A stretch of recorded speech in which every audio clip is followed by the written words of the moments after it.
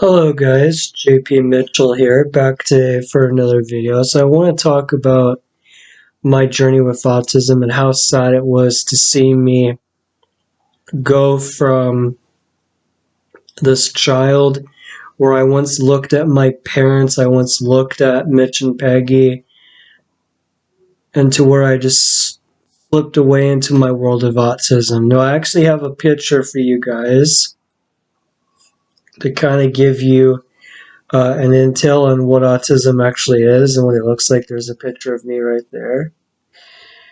And this is really such a classical moment of my journey because you see a child with autism and you feel sad as a parent. You see your child slipping away into this world and you don't know why they have autism, but then you quickly realize that they're not as they seem. So this picture is of me. This is a better picture to kind of give you guys a better sense just of what autism is. I'm moving in closer for you so you can see it.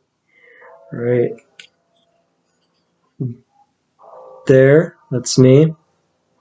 And this is what autism is. No smiling, just this, just me butting my butting my hands and stuff like that. No smile, no eye contact, no looking at people. So that's what autism is. That's how serious autism for me was because we didn't know if I was going to recover or not. It was a 50-50% chance that I would recover from that I may and might recover from autism. Almost said would there, but I may and might have recovered from autism when I was younger.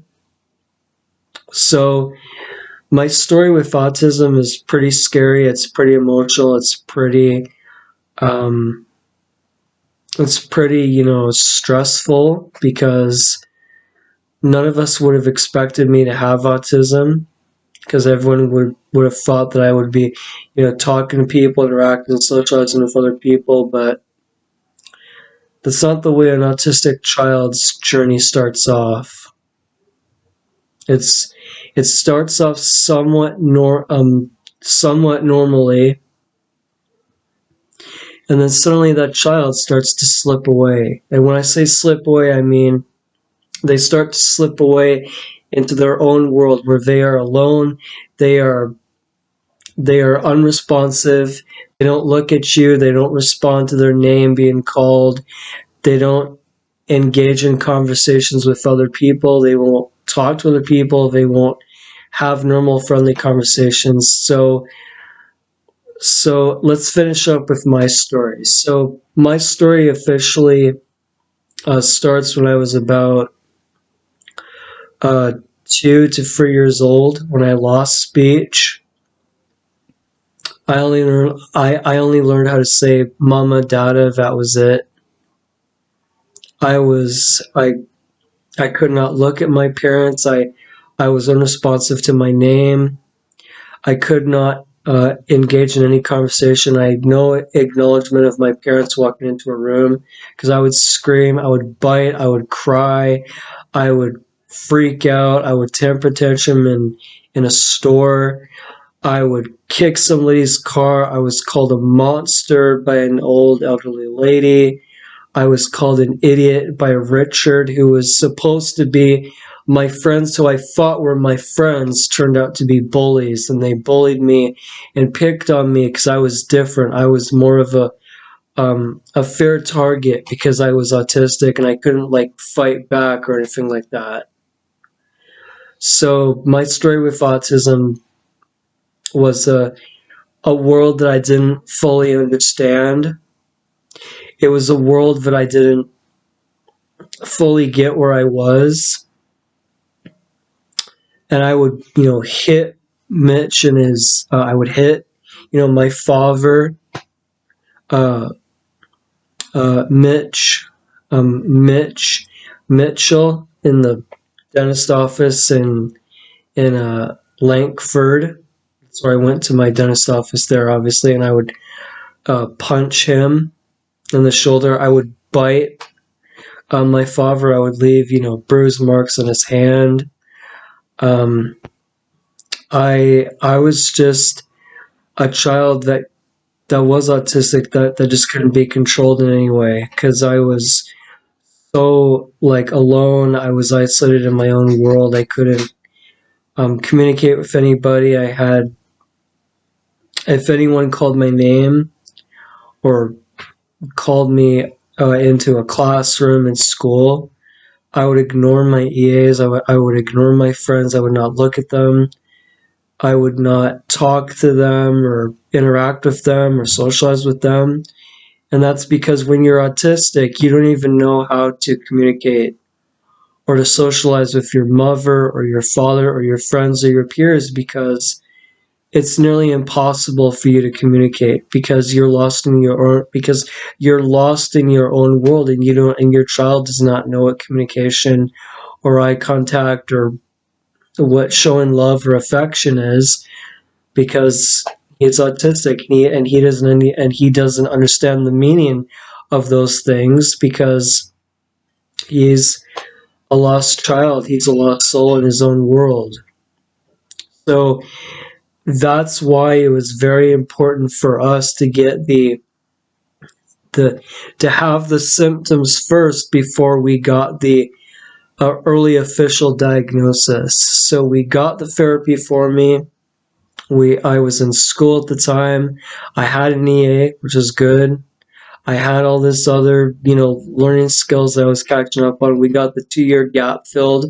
Now, the 2-year gap is where your child misses out on very important things like learning, reading, writing, learning different life skills, not catching up on anything like playing, any sports with his friends or doing this or doing that.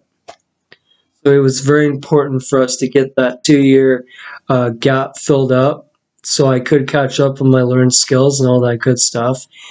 And so I go through school finally, and then I start to smile again. I start to come back to the world. I uh, start to react to things like cars driving by, people calling my name. If someone called my name, I would respond like, "Yes, how can I help you?" So I would look at people in the eyes. I would talk to people more. I would do this. I would do that.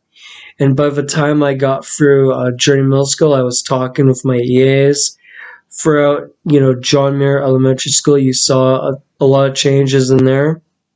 And by the time I got into high school, finally, I talked even more. I had more conversations, more normal conversations. I was almost on the road to complete recovery from autism. And then finally, at the age of 18 years old, it was official. I finished Edward Milne Community School, a high school graduate, fully recovered from autism.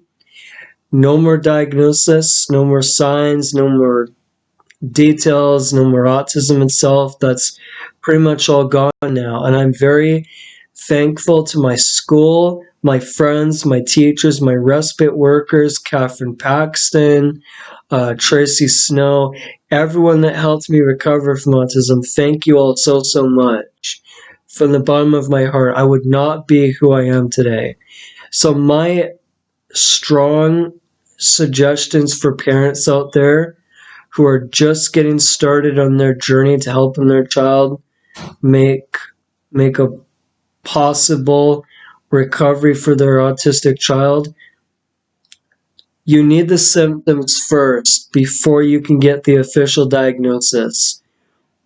If your child is malnourished and is not eating, then my suggestion is put your child on the GAPS diet, which stands for Gut and Psychology Syndrome. The brat diet is one. The gluten casein-free diet, which helps to remove your child's bad toxins and bad metals out of their body. And if you parents if you parents want to send me an email or a message or ask me about my recovery, here's my email address at jpmitchell@autismrecovery.com. Go on there, leave me a message on my recovery, leave me an email on my recovery. Here's my YouTube account at John Patrick. Go on there, like some of my videos, see what you think of them. You can click on any one of them and see what you think of them. And just, leave me some more comments and leave me some messages on my recovery story. And for you parents out there who are just getting started on this, your child may and might recover from autism. It's a 50-50% chance. But remember, have the symptoms first, then get the early diagnosis. Use the BRAT diet, which is apples, rice, bananas, and toast. Use the GAPS diet for gut and psychology syndrome to remove those bad metals and toxins out of your child's body.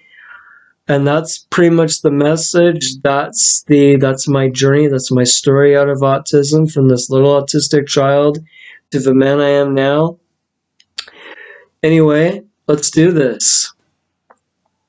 All right, let's go. Anyway, to all you parents out there who have children with autism, enjoy this video. From me, JP Mitchell, Mitch's beauty son. Let's do this.